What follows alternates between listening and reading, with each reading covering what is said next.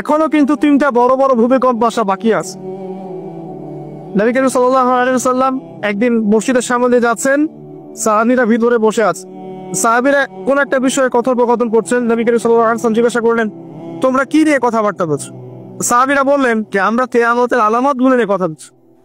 তখন নবীজি বললেন সাল্লাল্লাহু আলাইহি ওয়াসাল্লাম, 10টা আলামত আসার আগে কিয়ামত হবে না।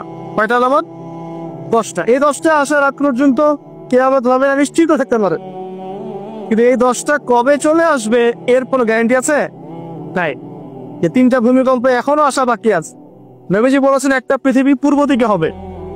পূর্ব দিক কোন দিক? বাংলাদেশ, পাকিস্তান, মায়ানমার, আপনার শ্রীলঙ্কা, এই পুরো কন্টিনেন্ট পূর্ব দিক, পৃথিবীর পূর্ব দিক। কোন কান্ট্রি এটা বলা হয় না, পূর্ব দিক বলা হয়েছে।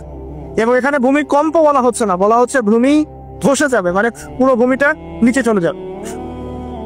এখন যারা এগুলো নিয়ে গবেষণা করেন তারাও কিন্তু সেম